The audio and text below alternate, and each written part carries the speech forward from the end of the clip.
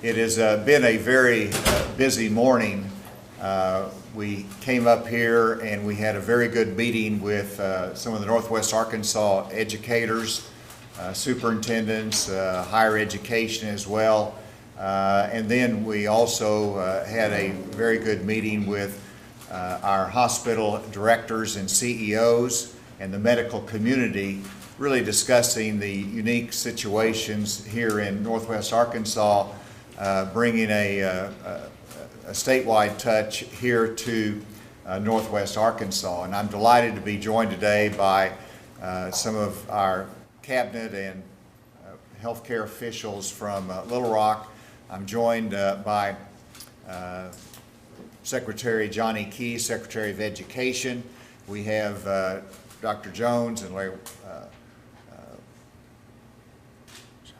Shackelford, CEO here of Washington Regional Medical Center, and then our Surgeon General, Dr. Greg Bledsoe. We have Dr. Cam Patterson of UAMS in Little Rock, and of course they're here in Northwest Arkansas. And then my Secretary of Health, Nate Smith, and we appreciate them coming up here and having this conversation today. And we have a lot of other healthcare providers in the audience that's joined us in conversation today. And I want to recognize the members of the General Assembly that are here that have been very supportive every step of the way. And I know some of them stayed away just so we wouldn't have as large a crowd, but thank you for being here. And we have our Congressman, Steve Womack, who has brought this federal perspective in our discussions today. Thank you for your continued support. I want to express appreciation to the healthcare workers, first of all. They're on the front line, they're working extra duty, they have home responsibilities as well. They have many challenges, and yet they are fulfilling their responsibilities, but going beyond that with a heart of compassion for everyone that they deal with, and I want to personally thank them. Since yesterday, where I had a briefing in Little Rock, we have had 4 new positive cases. So that goes from 16 to 20 in terms of the number of positive test cases here in the state of Arkansas. The 4 new cases include 2 additional ones in central Arkansas, and then we have 2 outside of that area for the first time in Cleburne County. And as Dr. Smith will address, this is tied to specific travel out of state. And I think that's an important reminder as our families are looking at where to go on spring break, what to do. In every instance of a case that we've had except for one in Arkansas, it was preceded by out-of-state travel and people coming back. And so you have to be mindful of where you're going, what you're doing, and ask the right questions as you plan these trips. And if there's an alternative, that should be considered for the spring break period. The testing has will be dramatically increasing in Arkansas during the next week. I want to applaud UAMS, Dr. Patterson, as well as the Department of Health in expanding testing capacity. And so as we receive those tests, they go to commercial labs. That information comes back to our Department of Health. We also will have our Department of Health doing daily testing. They expanded their capacity, and then UAMS is developing their testing capacity as well. And so what we will see in the coming 2 weeks, and even the next week, is that you will see a significant increase in the number of tests and the reporting of those tests that come back. And yes, when that happens, while a majority of those will be negative, we will see an increase of the number of positive cases across the state of Arkansas. And so our strategy is simply to be ahead of the curve, to mitigate while we don't have significant community spread in Arkansas. And if we start the mitigation procedures early, and that is limiting crowd size, we close schools for 2 weeks. These are mitigation strategies that allows us to go about life and business in Arkansas, but at the same time to mitigate against community spread or wider spread of the coronavirus. That is our objective. In light of that, we have received new CDC guidelines within the last 24 hours, and I previously indicated that I did not recommend community events or large-scale events in which there were 200 or more people indoors in a confined area for an event. CDC guidelines recommends that there be no indoor events greater than 50 people in which people would be in close proximity to each other. I would emphasize this is an event restriction recommendation, an event size.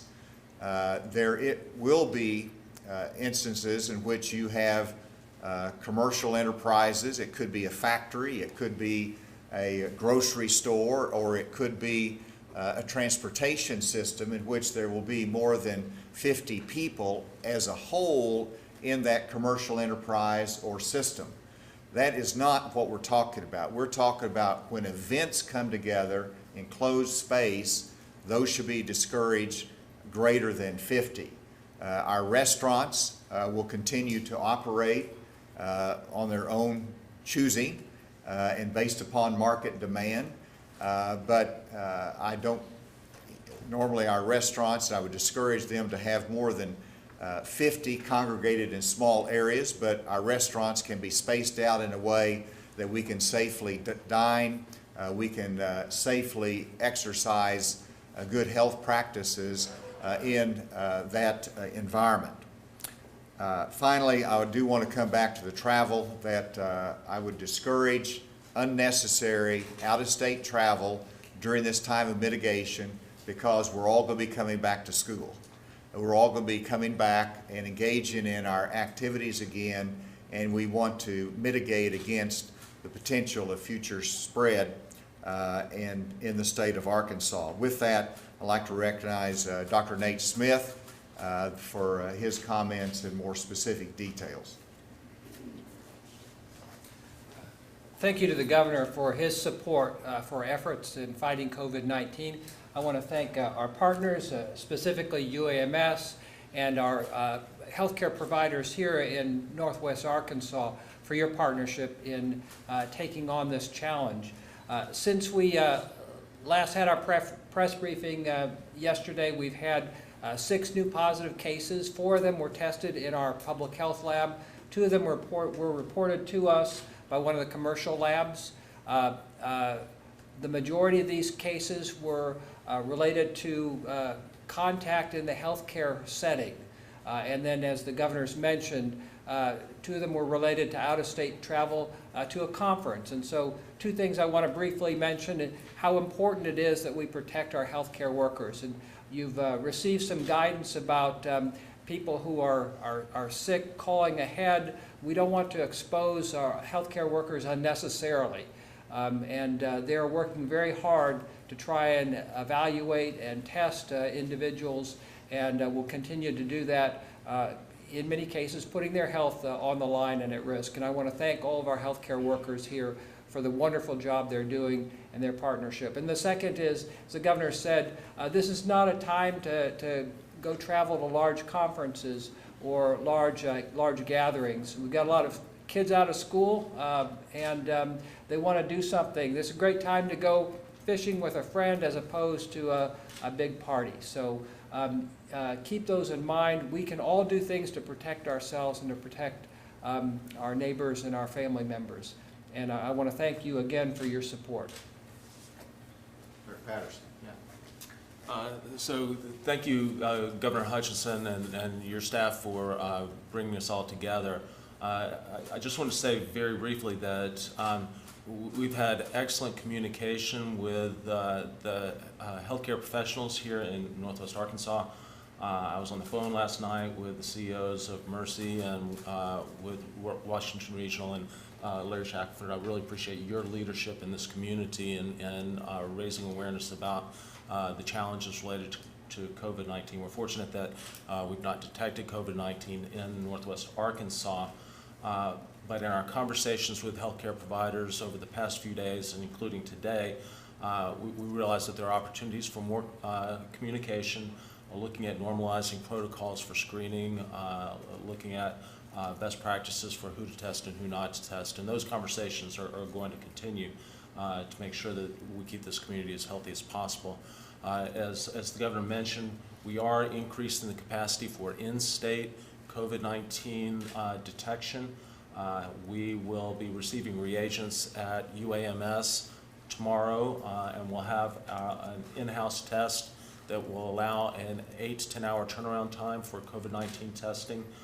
By this weekend, we'll be able to do about 250 assays a day with this, and we're looking for other means to increase our capacity. And finally, I would like to also say that for those of you who are accessing healthcare assets like hospitals and clinics, I know that there are restrictions in terms of visitation, both in clinics and in the hospitals now. Whether your loved one or family member is at risk for COVID-19 or not, this is a big inconvenience. It's an inconvenience for all of us. It's not what we want to have happen, but we ask the community to understand that this is for everyone's protection, including the healthcare professionals who we're finding are at exceptionally high risk of transmissibility with this particular virus. Surgeon General. Well, I want to thank everyone for coming out today and thank the governor for his leadership and Dr. Patterson and Dr. Smith for their leadership. And I would just like to echo what they've already said.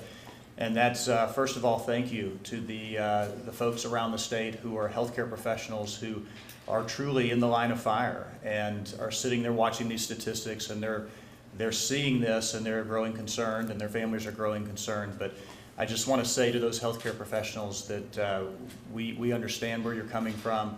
I'm an emergency physician in addition to being the Surgeon General for the state. I'm still working clinically.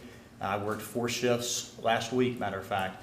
And so I'm very aware of the concern and the stress that this is putting on families and colleagues. But first of all, we support you. We're grateful for you. We're very thankful that you are where you are. And if you need things, reach out to us, to the health department and others. We're going to be here for you. And then also for those who are patients or are concerned about getting screened, please be conscientious to the folks in the emergency departments in some of these clinics. Be discerning in whether or not you request a test. If you're sick, certainly that's why we're here and we want to take care of you.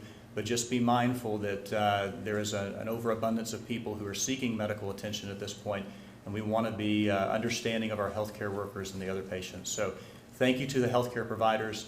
Thank you to those who are making the sacrifices necessary to serve our communities. We really appreciate you.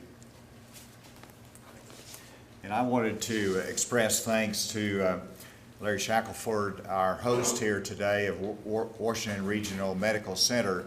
And Larry, not only have you been a good host, but you and your medical community here have been real leaders in terms of bringing testing closer and in a safe environment by having the standalone clinics. I just got off the conference call with the president and the vice president. Both were on the line. They were both urging these freestanding, standalone, off-site testing capacity, and it was nice to be able to know that you've already done this. We've already got this in Northwest Arkansas, which is safer for our healthcare workers as well as for the patients and giving them increased access. For Larry, why don't you come and make your comments? Okay, thank you. Thank you, Governor. Thank you all for being here in Northwest Arkansas. I think what you all have observed is what's been happening every day to my colleagues from Mercy, from Northwest. We're trying to work together every day to be sure that patients are taken care of. This is the business that we're in. We have dealt with other health issues. We do have a plan, and we're enacting that plan. I would guess one of the important things that happened today was to have healthcare leaders and education leaders in the same room, talking practically about what tools do we need, what things do we have to have in order to provide the care that we need to our patients. But continuing on the theme, thank you for those healthcare workers that are out there every day. And our major point is those healthcare providers need to feel safe. They need to feel secure about their families. They need to know that their children are being taken care of so they can get about doing that job. So we are talking about how can we have child care that's available for our fire department, police, healthcare workers. What are things that we can practically do, again, so that those workers can know that their family is taken care of. So again, thank you. Thank you, Larry. And let me turn to education. We had our education leaders here, and while many of them are here, I did want to have Dr. Debbie Jones to make a comment about what they are doing as they have 2 weeks of online distance education. Dr. Jones. Thank you, Governor. I know that our parents and our students appreciate the ongoing and transparent communication to keep up with the information. The health and safety of students throughout the state is the #1 concern of all educators. And as our students begin their at-home learning this week, they may have a little time for fishing, but learning is still occurring throughout the state. School districts are also making extra efforts to continue to feed students. And so I'd suggest that you visit with your school district to see how students within your district can continue to be served. And when we're called upon to return to school after spring break in 2 weeks, then our schools will take the extra precautions necessary to ensure that our students and our staff maintain their health. Thank you.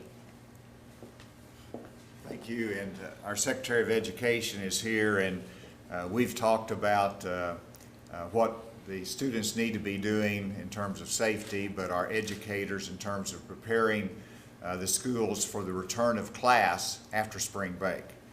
Secretary Keith.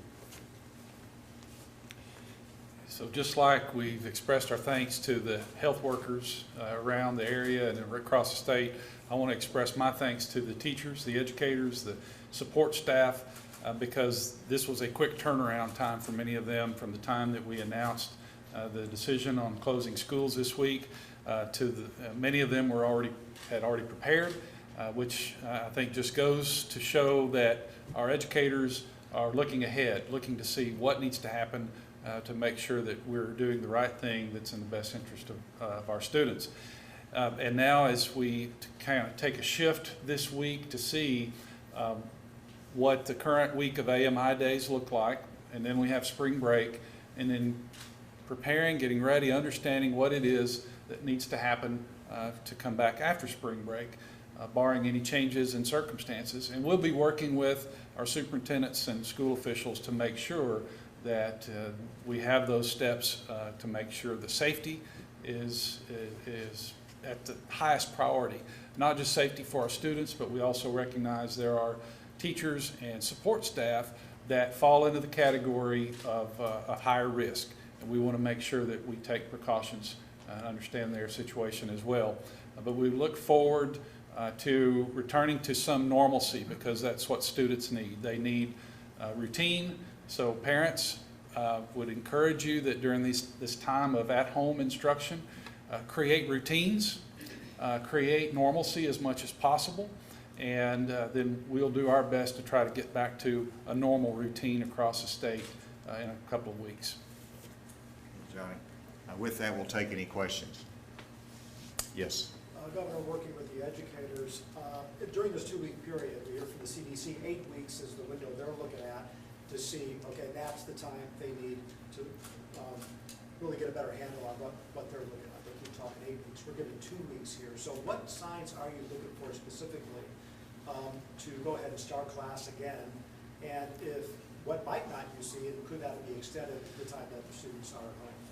Well, On the CDC guidelines, they indicate that there's not a need, and they do not encourage simply closing of all the schools.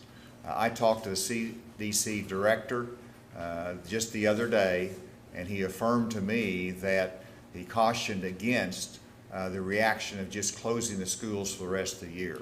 That's not what CDC is recommending.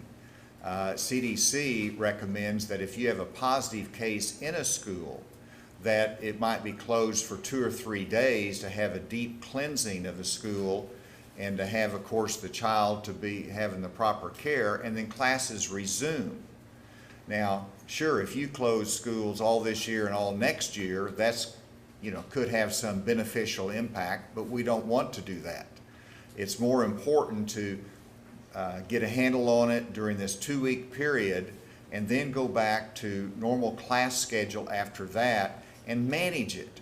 And so that's our expectation. Now, CDC guidelines could change. There could be a different approach. We'll measure that, but the emphasis is that we need to prepare to go back to class and resume normal class activity after the spring break. And that's consistent with our CDC guidance. Yes. Maybe I misheard, but I think you said 4 new cases, but I believe Dr. Smith said 6. Well, we're just looking at different time frames, I believe. There's 20 cases total. Yesterday I reported 16, so I believe there's 4 new ones. I think that they overlap if you look earlier in the day yesterday. Okay. So Dr. Smith is is. the number? Well, actually, All right. 22, we had 2 more reported to us from a commercial lab this morning, so I'm Okay. sorry for throwing you off, Governor. All right, so we have 22. We do. Actually, that's actually what my notes say here. I just read it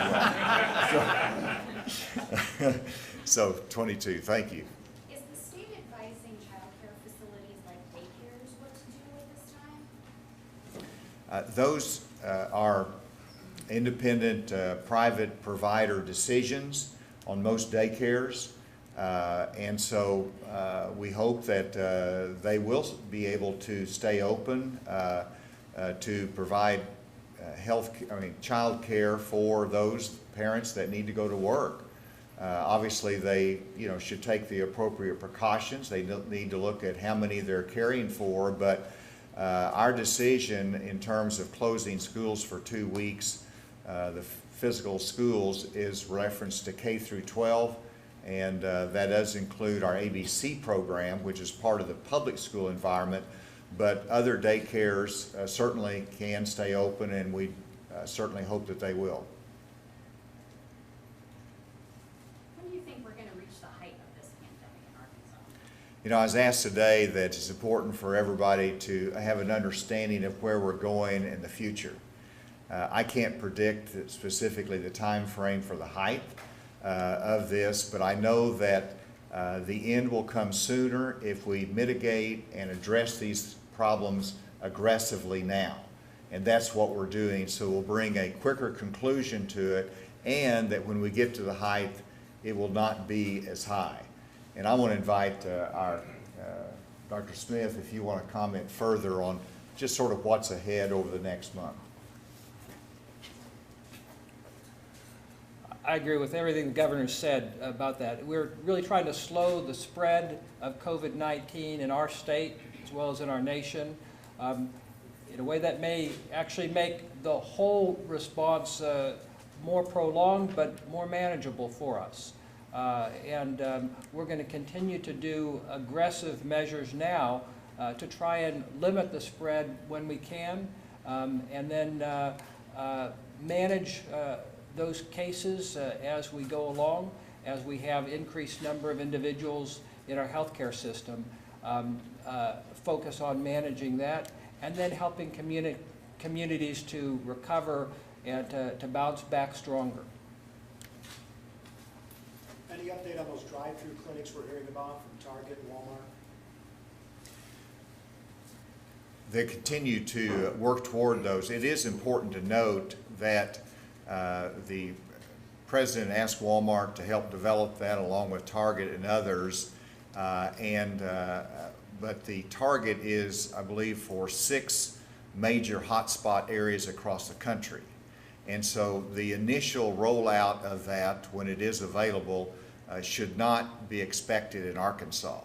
And so that's why it is so important what Eric Penalto has done at Mercy Health and what we have done here at Washington Regional and others for the standalone outside clinics that they can come by and get tested in. And so that serves the same purpose in a different fashion, but the other solution in the larger stores is something that's down the road. The health department, Yes, ma'am. are you considering limiting visitation to prisons or jails right now? Currently, the guidelines for prisons is limited.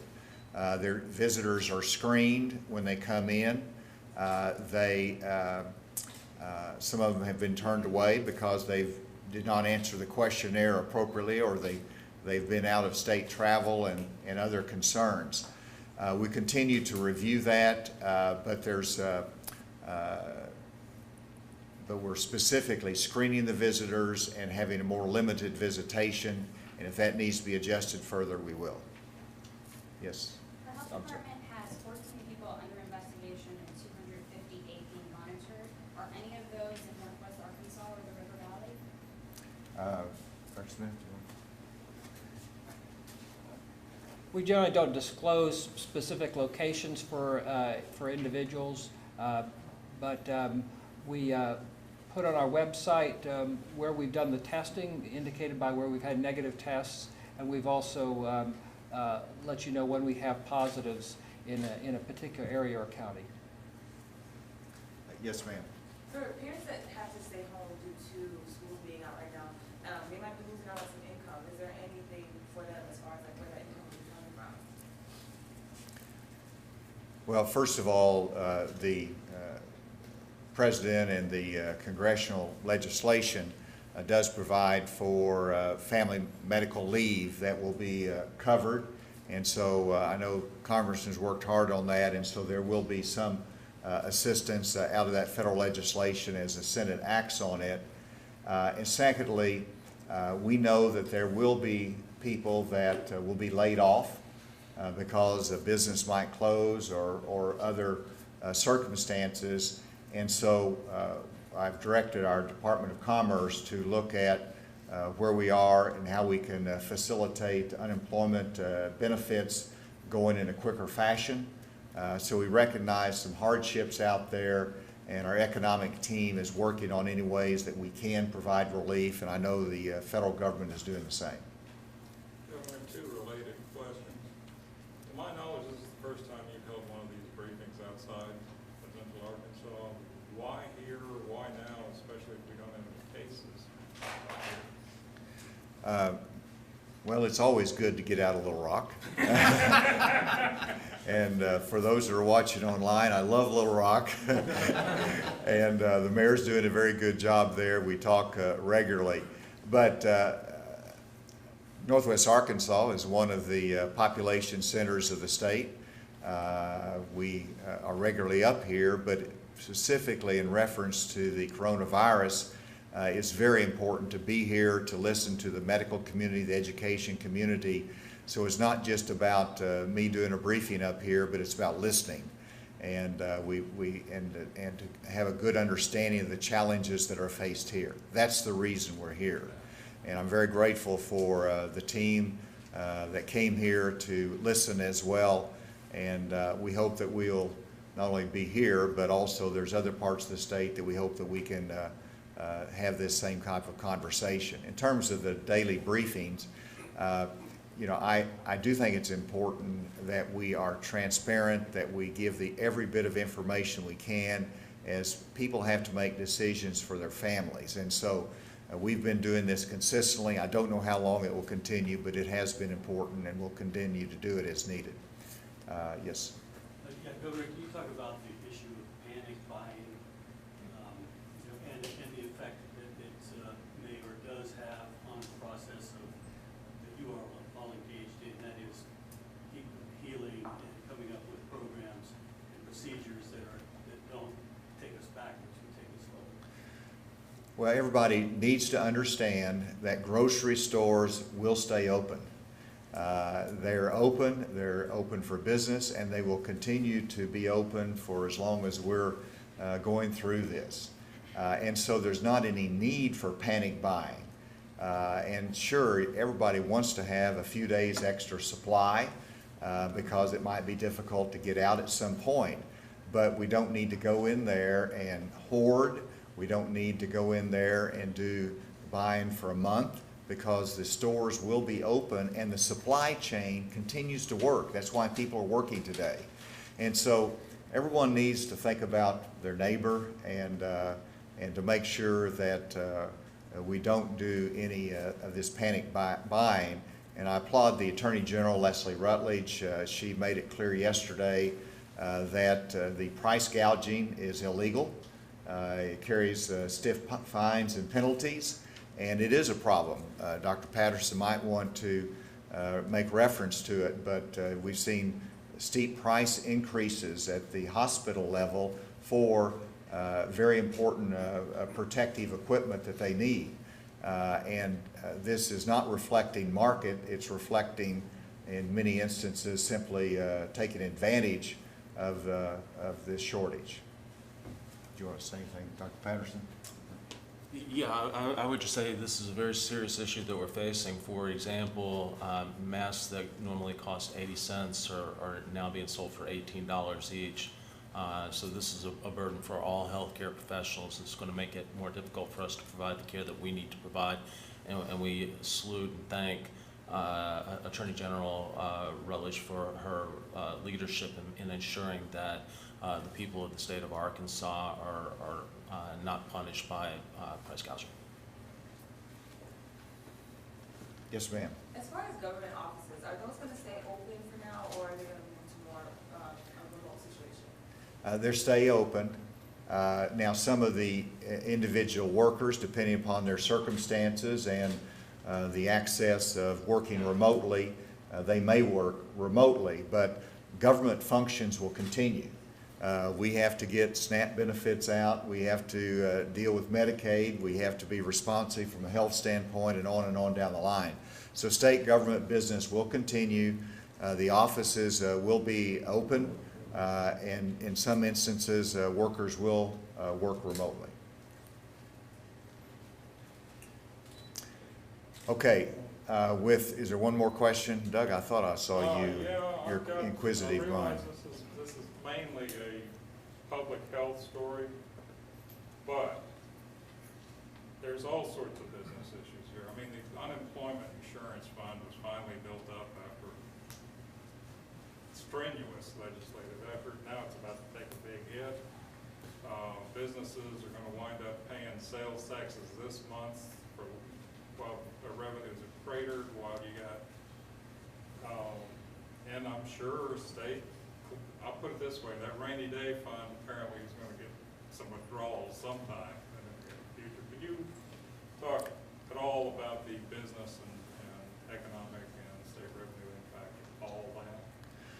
Well, we do know there will be an economic adverse impact as a result of the coronavirus. We see that nationally, and we see that here in Arkansas. Now, we're just at the very early stages of that, but I know that we're going to have workers that are laid off because the business has slowed down, and that's why while we have to be smart, we also have to smart in terms of our health. We do need to go about our business. I mean, we have to have the supply chain working. That generates the economy. I mean, construction work continues. We're continuing to build. We continue to serve the public, our banking institutions. So the work continues to go on, and we don't want to slow that down. What we see, while we've had a spike in terms of grocery shopping lately, over the long term, it's our restaurants that are going to suffer. It's going to be the entertainment venues. Tourism is our #2 industry in Arkansas.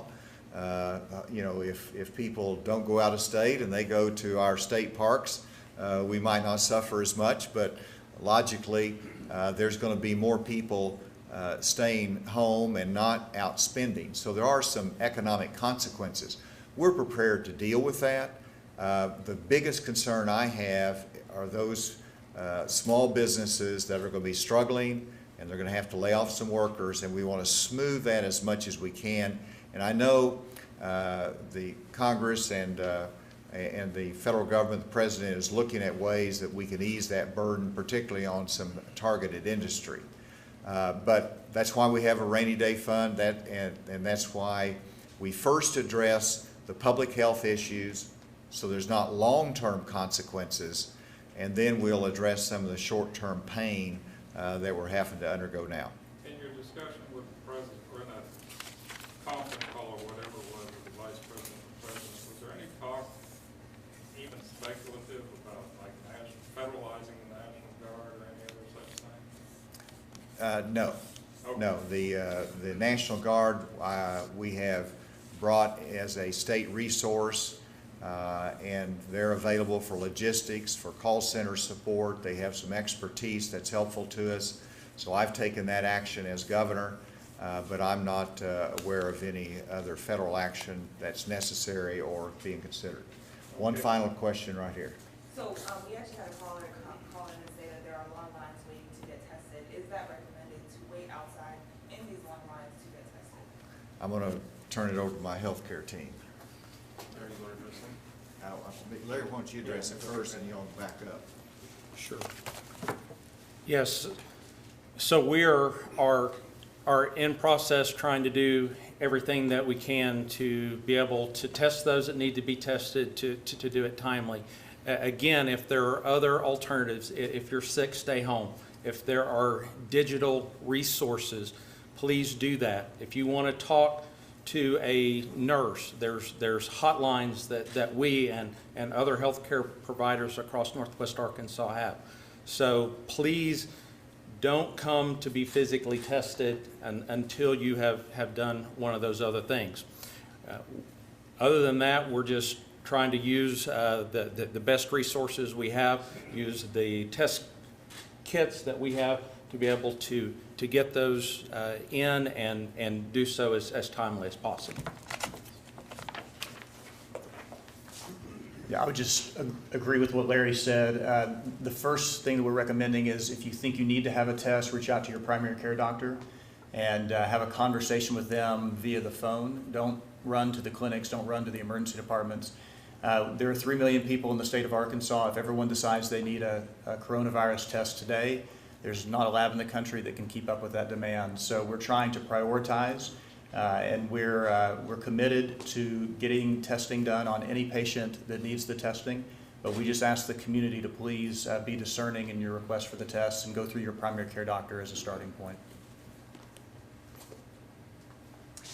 With that, thank you for being here today, for helping to cover this story that's critical to all Arkansans. Thank you very much.